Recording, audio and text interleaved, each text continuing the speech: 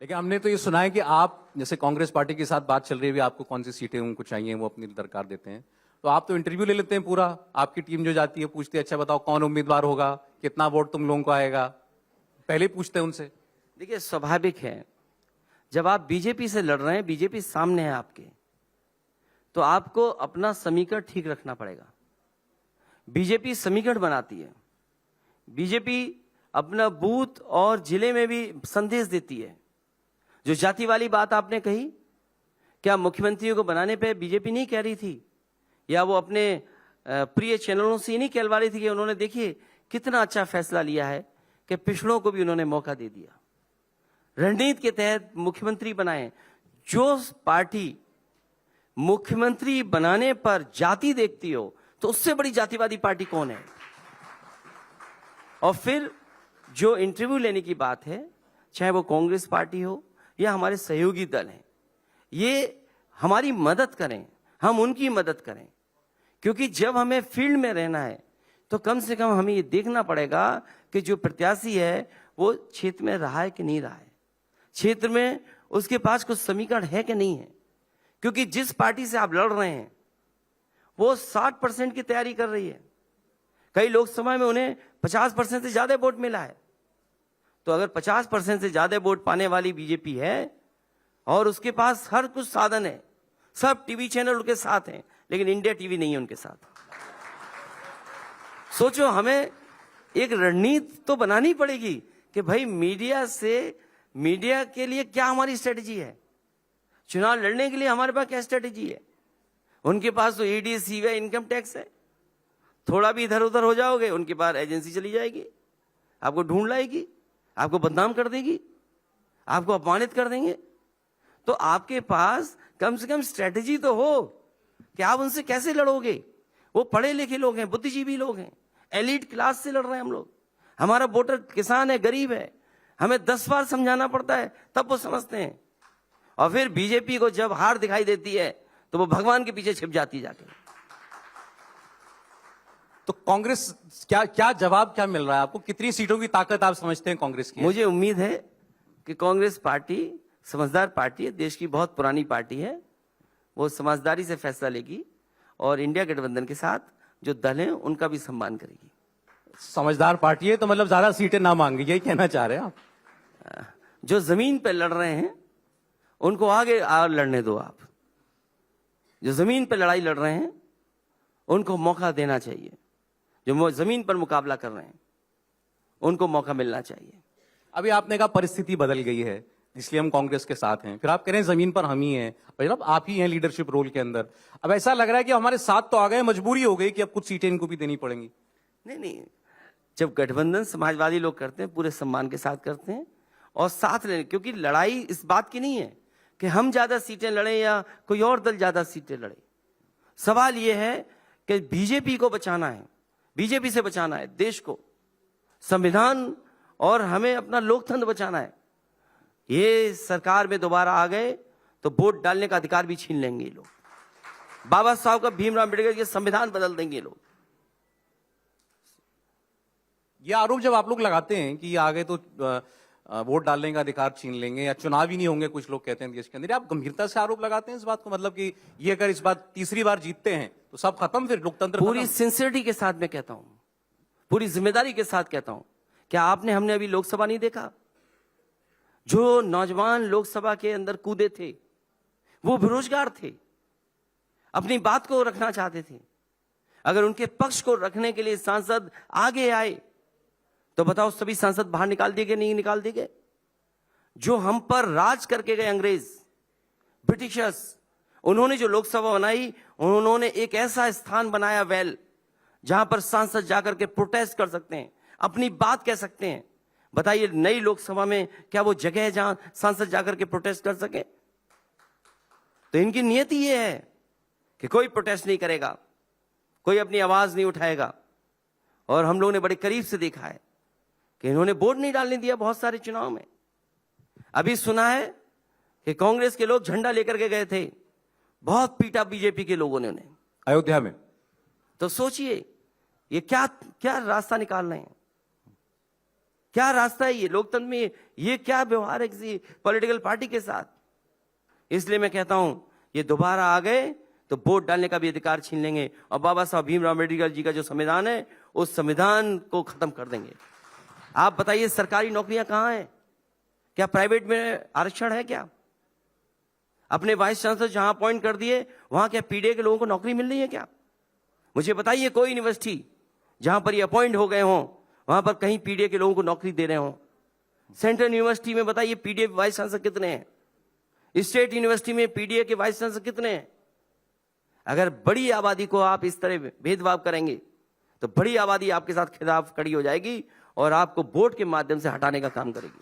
ठीक, वो बात हमारी खैर वहीं रहेगी, आप कितनी सीट कांग्रेस पार्टी को देने जा रहे हैं। लेकिन सर एक चीज जो दिखती है वो ये, जैसे अभी एक ऑनलाइन बैठक हुई थी अभी इंडिया गठबंधन के सारी पार्टियों के शीर्ष नेताओं की, आप उसके अंदर नहीं थे, आपने ज्वाइन नहीं किया था, बताइएगा आप क्यों नहीं जा पाए थे उसमें? मेरा सवाल ये था, एक जो सिनर्जी होनी चाहिए, एक साथ मिलकर एक बढ़ाया हुआ कदम लगना चाहिए, वो मिसिंग लगता है इंडिया गठबंधन के अंदर हमको। अब राहुल गांधी उत्तर पूर्व से अपनी यात्रा शुरू करते हैं, न्याय यात्रा उनकी चल रही है। बहुत सारे अब हमारे जेडीयू के नेताओं ने खुलकर हमसे बातचीत करते हुए कहा कि भाई ये यात्रा इंडिया की यात्रा होती तो बेहतर होता, चुनाव में 2.5 महीना रह गया है, 2.5 महीने में राहुल जी की यात्रा अलग चल रही है, आप अपनी यूपी में यात्रा आप निकालने वाले हैं, पीडीए यात्रा। इंडिया गठबंधन अगर बना है तो उसका एक साथ समझा सोचा इनिशिएटिव क्यों नहीं दिखाई देता हमको? क्या आप मानेंगे ईमानदारी से कि वो लैकिंग है? मुझे उम्मीद है कि आपके इन सवालों को कांग्रेस पार्टी ने भी सुना होगा। अब वो यूपी में भी आएंगे तो आप जाएंगे उसमें, उनकी यात्रा में, राहुल गांधी की? बीजेपी वाले अपने कार्यक्रम में नहीं बुलाते हैं मुझे, कांग्रेस वाले अपने कार्यक्रम में नहीं बुलाते हैं, यही समाजवादियों का रास्ता है। सीटें आप बांट रहे हैं यूपी के अंदर और आप कह रहे हैं वो हमको अपने कार्यक्रम में नहीं बुलाएंगे। मैंने आपसे कहा ना, अमेठी रायबरेली में उम्मीदवार आप नहीं देते हैं उनको और उनके खिलाफ। ये नेताजी के समय से हमारा ये राजनीतिक व्यवहार उस दल के साथ रहा है, वो कायम रहेगा इस बार भी? ये व्यवहार तो कंटिन्यू रहेगा। ये व्यवहार केवल अमेठी रायबरेली तक ही रहेगा इस बार? अमेठी रायबरेली तक रहेगा और आगे मैं समझता हूँ बहुत जल्दी बड़े दल छोटे दल सब मिलकर के तय कर लेंगे कि आपस में किसको कहाँ चुनाव लड़ना है। और प्रत्याशी इसलिए पूछ रहे हैं क्योंकि प्रत्याशी के चयन में और प्रत्याशी के नाम का भी वोट होता है। पहले ही दिन पता लग जाता है ये प्रत्याशी टिकेगा ये नहीं टिकेगा, क्योंकि बीजेपी जैसी बड़ी पार्टी से अगर हमें मुकाबला करना है तो हमारा प्रत्याशी मजबूत हो, अच्छा प्रत्याशी हो, समीकरण में फिट हो। मजबूत की क्या डेफिनेशन आंकेंगे आप? अमेठी से राहुल गांधी भी हार गए, अब राहुल गांधी को आप कमजोर कहेंगे? कमजोर उम्मीदवार हैं? ऐसे तो डिप्टी सीएम हार गए वहां कौशाम्बी से, वो डिप्टी सीएम बन गए, ये क्या बात हुई? और लोकतंत्र में जीत हार तो चलती है, बहुत से लोग हारते हैं, बहुत से लोग हारते हैं। डिम्पल भी हार गई थी लेकिन बाद में वो निर्विरोध चुन गई, ये क्या बात हुई? ये लोकतंत्र में तो होता है। ठीक है, तो मैं आपकी इससे कांग्रेस की बातचीत यहीं खत्म करते हुए मैं मान के चल रहा हूं कि आप उनको अमेठी रायबरेली देना चाहते हैं, उससे ज्यादा वो लोग ना जिद करें। मैं आपकी बात को, जो आपने सवाल पूछा था, मुझे पूरा भरोसा है कि कांग्रेस पार्टी के लोगों ने आपके सवाल को सुना होगा। अब जो गठबंधन में जिन्होंने कहा हम नहीं जाएंगे, उनकी बात, मायावती जी की बात, ये हमको जो डेटा है चुनाव का बड़ा साफ बताता है। 2014 में जब अलग अलग लड़े थे आप लोग, भारतीय जनता पार्टी को 80 में से 73 सीटें गठबंधन के साथ मिली थी। आप और मायावती जी एक हो गए थे 2019 के चुनाव में, उनकी 9 सीटें 10 सीटें कम हो गई थी। अलायंस का फर्क पड़ता है, ये चुनाव ने हमको बताया है। आप उम्मीद करते थे कि इस बार भी हम लोग सब मिलकर के लड़ते तो बीजेपी को रोकने में, चुनौती देने में हमको आसानी होती, अगर मायावती भी होती इस अलायंस में? ये पॉलिटिकल पार्टीज डिसीजन लेंगी और पॉलिटिकल पार्टीज ने अपना गठबंधन बनाया है, इंडिया गठबंधन है। जो बात आप समीकरण की बता रहे हैं, पिछले चुनाव में भी हम सब अलग अलग लड़े थे।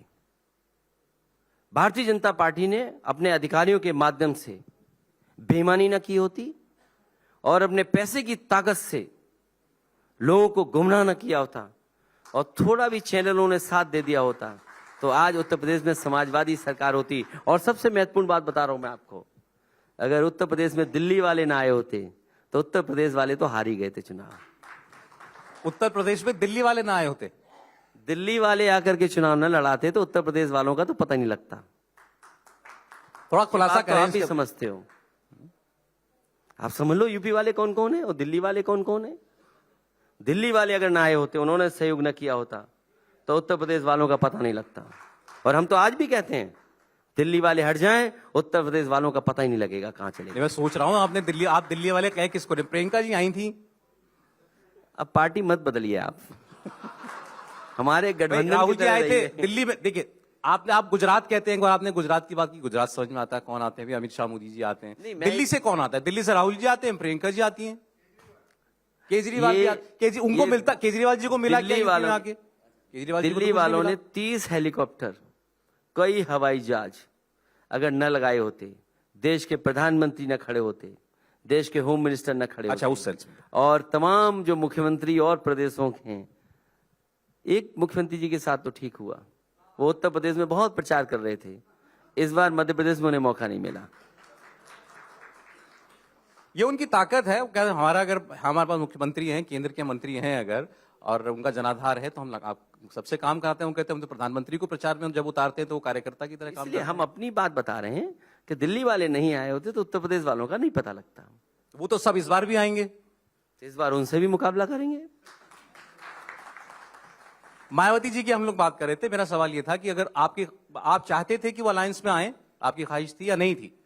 2019 में समाजवादियों का प्रयास था कि बहुजन समाज पार्टी की नेता प्रधानमंत्री बने, और उसी को लेकर के गठबंधन बनाया था। कभी कभी कुछ चीजें भाग्य पे होती हैं, उनके भाग्य ने साथ नहीं दिया। ये आप स्टेटमेंट जब उन्होंने आपके लिए काफी कुछ कहा, उसके बाद आपने दिया था कि हम तो उनको प्रधानमंत्री बनाना चाह रहे थे। एक बहुत बड़ा स्टेटमेंट है ये अब आप तंज में कह रहे हैं, उलाहने में कह रहे हैं उनको कि भाई आप सीटें आती तो आप प्रधानमंत्री बनती, मायावती को प्रधानमंत्री बनाते आप। मैं 2019 के चुनाव के बारे में बता रहा हूं। पूरा देश जानता था, पूरे उत्तर प्रदेश की जनता जानती थी कि गठबंधन इसीलिए हुआ है कि उन्हें देश की सबसे बड़ी कुर्सी पे बैठना है। और समाजवादियों ने पूरी ईमानदारी से उनका सहयोग किया, पूरी मदद की। जो जीरो थी वो 10 MP जीत करके गई।